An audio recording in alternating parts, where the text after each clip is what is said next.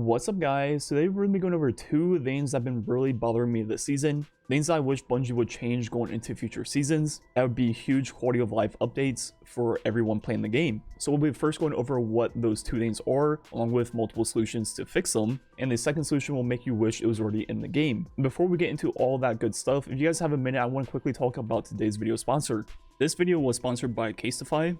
If you're looking to get a case for your phone, there's no better option than Casetify. Their cases not only offer more protection than cheaper Amazon alternatives, thanks to their Chi Tech material, but it also comes in a slimmer package. And their impact cases are drop test approved up to 6.6 feet, then their ultra impact cases are approved up to 9.8 feet. And like I mentioned, this isn't in some bulky case, it's a slim case that you can design and customize exactly how you want. You can choose from their very large library of designs, or just pick a color you want and put whatever word or phrase you want on it. And what makes these cases so special are their 50% recycled materials, and their cases come with an antimicrobial coating, which will eliminate up to 99% of bacteria, preventing the growth of microbes. And with the state of the road right now, when you're out and about and just touching different surfaces and you go and touch your phone again, this will help prevent spreading those germs. Overall, Casetify is all about protection with personality. Their cases offer 3 times military grade protection without sacrificing any style.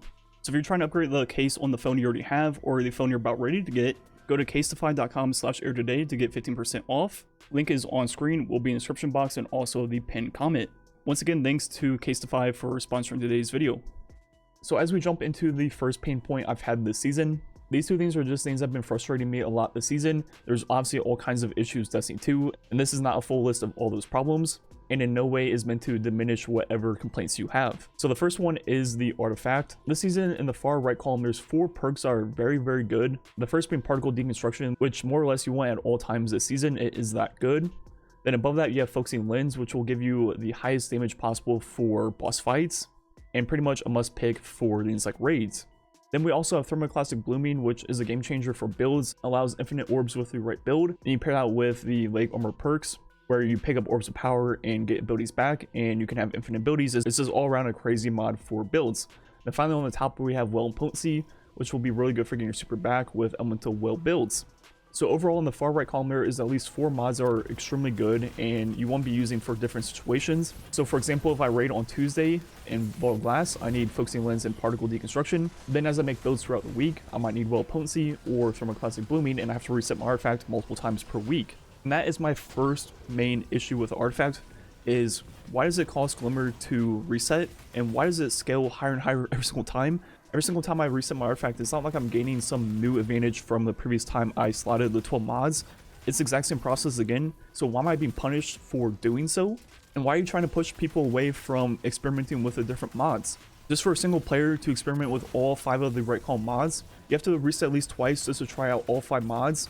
Then once you figure out which ones you like, you have to reset again to then pick those 2 that you like.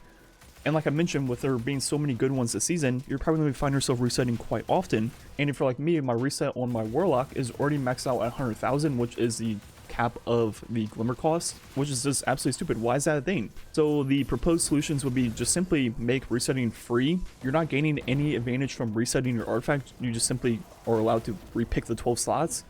So why are we being punished for just resetting? I don't get it. The second solution would be just allow us to unlock more of the artifact. The exact same way we unlock the first 12, allow us to unlock the 13th, 14th, and maybe even 15th pick. But I think the way they have the artifact set up right now is very intentional, with the way you can only pick 3 of the second from right and 2 of the far right. So I don't think that will be something they'll change, which leads me to what I think is the best solution. Instead of making it reset the entire artifact, get rid of that and make it so there is a back button that undoes your most recent selection. So say you use all 12 of your slots, what you can do is hit the back button to get rid of your 12th pick, hit again to get rid of your 11th pick, so on and so on. And if they still want Glimmer to be used on the artifact, make unlocking the artifact mods themselves cost 1000 Glimmer. That way in this scenario, if you only need to reset your far right column, you just hit the back button twice, which will undo your 12th and 11th selection. Then you can reselect whichever ones you want, costing 1000 Glimmer each time. So in the situation where you need to reset all 12, it will still cost 12,000 Glimmer, roughly what it is right now. But in most situations where you only need to redo, like 2 or 3, it won't cost you the full amount like it does right now. But overall, something definitely needs to change with the artifact. It just makes no sense. It's been the same way for 2 years and hasn't received any facelifts at all. And I definitely think it's way past time to do so. And the next huge pain point I've had this season is Masterworking armor. And this conversation will go for both legendaries and more importantly exotics.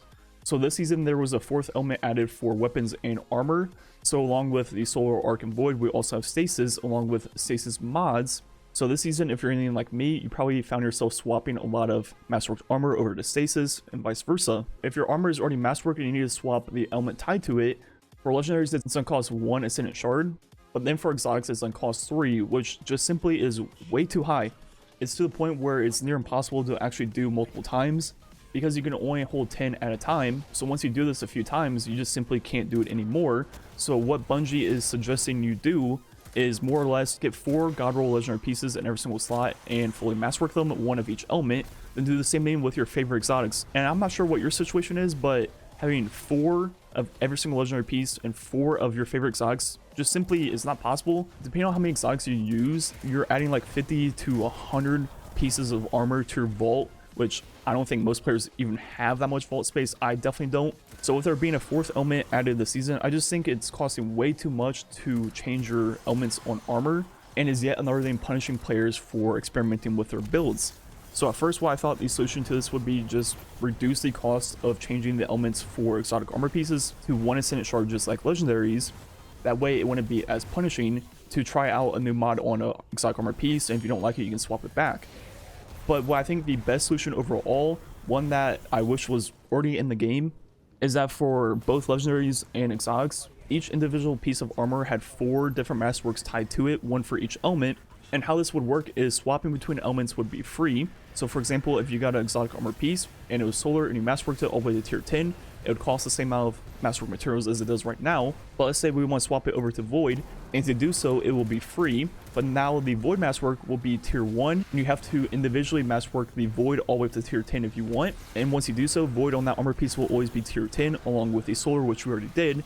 Now once again, if we want to use Stasis or Arc, it'll be tier 1 at first. You have to individually rank it up, and once you fully masterwork whatever element of choice on an armor piece, it will always be tier 10 for you, and you can freely swap between them. So now with this system, instead of needing to have 4 different pieces of armor, 1 of each element, now you can have that all in one piece, and it'll still cost the exact same amount of upgrade materials to do so, but you're reducing your vault space, character inventory by a factor of 4, and would help greatly with the quality of life of the game. And with this system, it would still cost the same amount to, in theory, change your exotic armor elemental affinity, but once you do so, it will always be there, and you're not always constantly backtracking and just wasting materials left and right. And yeah, I think that's gonna be it for the video for the most part. I think I said what I wanted to say. Those are the 2 major pain points I've had this season when it comes to making builds. I just don't know why Bungie has so many different systems in place to punish people for experimenting with different mods along with different element types on armor. It just makes absolutely no sense, and I think those are the very clear solutions to make it a lot easier and more welcoming to new players who make builds in Destiny 2. Anyways, let me know what you think about this video. Thanks for watching. Catch you guys next time.